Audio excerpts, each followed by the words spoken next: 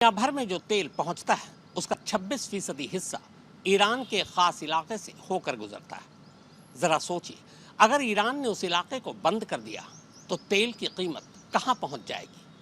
America को भी इस बात का एहसास है, इसीलिए अमेरिका ने चीन से मदद मांगी है और कहा है कि वो ईरान को समझाए कि ईरान ऐसा न करे। क्या है पूरा मामला, आइए देखते हैं।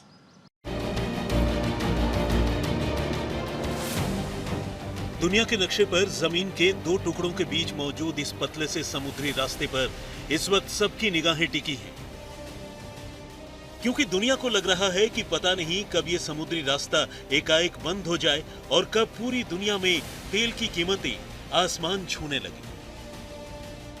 दुनिया को ये डर यूं ही नहीं सता रहा, बल्कि ईरान ने इस पतले से समुद्री रास्ते को बंद करने की न सिर्फ धमकी दे डाली है, बल्कि इस फैसले के हक में ईरान की संसद ने बाकायदा एक प्रस्ताव भी पारित कर दिया है।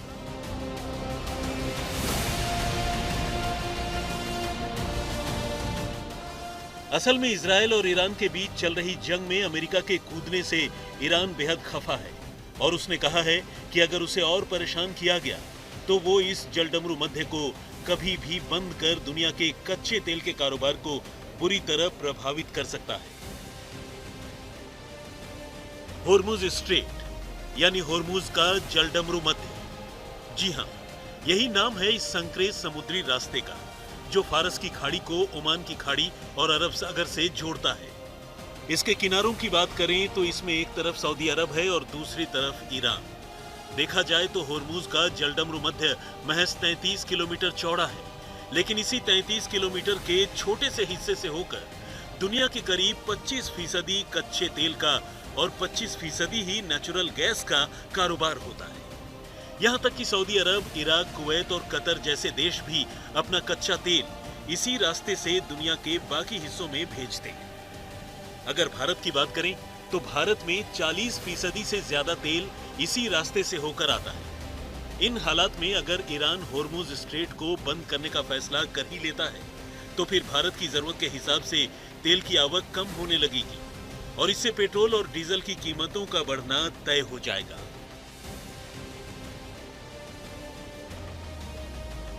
कच्चे तेल की कीमतों के बढ़ने का मतलब सिर्फ पेट्रोल और डीजल की कीमतों का बढ़ना ही नहीं होता, बल्कि इसका मतलब महंगाई का बढ़ना भी होता है। अभी ईरान ने सिर्फ होर्मुज स्ट्रेट को बंद करने की ही धमकी दी है और दुनिया में क्रूड ऑयल की कीमतें $80 प्रति बैरल तक पहुंच गई हैं। जानकार बताते हैं कि अगर इसे वाकई बंद कर दिया गया तो इसकी कीमत 120 से $150 प्रति बैरल तक जा सकती है। ईरान इजरायल जंग की वजह से ही सोमवार को क्रूड ऑयल की कीमतों में 2% का उछाल आ गया। अमेरिका ने ईरान पर शनिवार को हमला किया था और इसके फौरन बाद रविवार को क्रूड ऑयल की कीमतों में 3% का उछाल आया था। दुनिया भर में तेल के कारोबार के लिए अहम होर्मुज स्ट्रेट के साथ कुछ कुदरती मजबूरियां भी हैं, जो इसकी खासियत को और बढ़ा देती हैं। असल में होर्मुज जलडमरू मध्य की कुल चौड़ाई बेशक 33 किलोमीटर हो, लेकिन समंदर के बीच जिस रास्ते से होकर जहाजों की आवाजाही होती है वो बमुश्किल 3 किलोमीटर ही चौड़ा है। दरअसल इस जगह पर समंदर की गहराई एकदम कम है। अधिकतम गहराई की बात करें तो वो 90 मीटर है, जबकि न्यूनतम गहराई 50 मीटर। और इतने कम गहरे समंदर से बड़े बड़े जहाजों का गुजरना कोई आसान काम नहीं है। इसलिए तमाम मालवाहक जहाज समंदर के सबसे गहरे 90 मीटर वाले हिस्से का ही इस्तेमाल करते हैं और ये रास्ता करीब 2 मील यानी करीब 3 किलोमीटर चौड़ा है। ऐसे में यहाँ जहाजों की एंट्री भी 1 बाय 1 होती है। होर्मुज स्ट्रेट के बारे में और जाने इससे पहले आइए जान लेते हैं कि भारत को उसकी जरूरत का कच्चा तेल कहां से मिलता है और इसमें भारत का आयात कितना है और इसमें भी कितना आयात होर्मुज स्ट्रेट से होकर होता है। तो भारत में हर रोज तकरीबन 5.5 मिलियन बैरल तेल का इस्तेमाल होता है, जिसमें 1.5 से 2 million barrel straight of Hormuz से होकर आता है, जबकि बाकी करीब 4 मिलियन बैरल तेल रूस, अमेरिका, ब्राजील और पश्चिमी अफ्रीका जैसे देशों से आता है। भारत ने वक्त के साथ अलग अलग जगहों से तेल के आयात का सिलसिला शुरू किया है। फिलहाल ईरान से तेल का आयात लगभग बंद हो चुका है। सिर्फ इसी महीने अब तक भारत ने रूस से 2.16 मिलियन बैरल का तेल आयात किया है। अब सवाल यह है कि अगर होर्मुज स्ट्रेट वाकई बंद हो जाता है तो भारत क्या करेगा? इसका भारत के तेल कारोबार और लोगों की जिंदगी पर क्या असर होगा?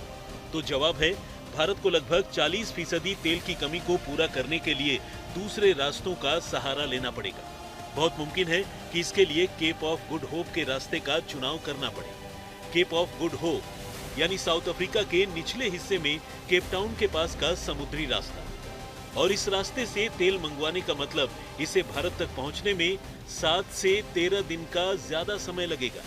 इससे न सिर्फ इंतजार लंबा होगा, बल्कि इतने लंबे रास्ते से होकर आने की वजह से तेल की कीमतों का बढ़ना भी तय हो जाएगा। एक अनुमान के मुताबिक औसतन हर ट्रिप पर $1 मिलियन यानी 8 करोड़ रुपए से भी ज्यादा का खर्च आएगा।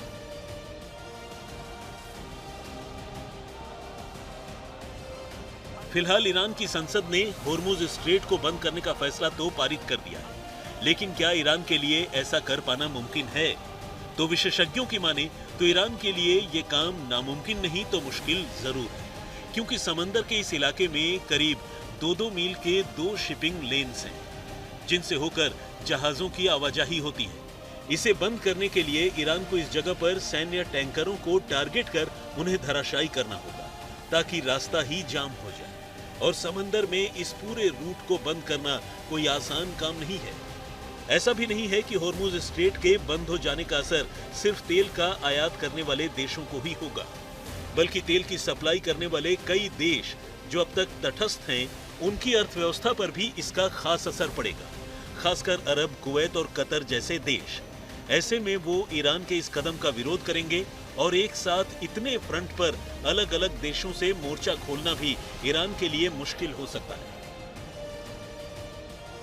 वैसे भी अमेरिका की 5वीं नौसेना फ्लीट बहरीन में सिर्फ इसी चेक पॉइंट की रखवाली के लिए तैनात रहती है। ऐसे में अगर यहाँ ईरान कोई बमबारी या विध्वंसक कार्रवाई करता है तो फिर बहुत मुमकिन है कि यहाँ भी उसे अमेरिका से सीधा टकराव मोलना पड़े, जो कि युद्ध को और बढ़ा सकता है। ऐसा भी नहीं है कि होर्मुज स्ट्रेट के बंद हो जाने का असर सिर्फ अमेरिका या उसके मित्र देशों पर ही पड़ेगा, बल्कि चीन, जापान और साउथ कोरिया जैसे देश भी इससे प्रभावित होंगे, क्योंकि इन देशों में भी कच्चे तेल का आयात इन्हीं रास्तों से होकर होता है। वैसे भारत ने होर्मुज संकट से निपटने के लिए अपनी तैयारियां कर रखी हैं। भारत के पास करीब 5 मिलियन मीट्रिक टन का ऑयल रिजर्व पहले से मौजूद है, जिससे करीब 3 हफ्तों का काम चल सकता है।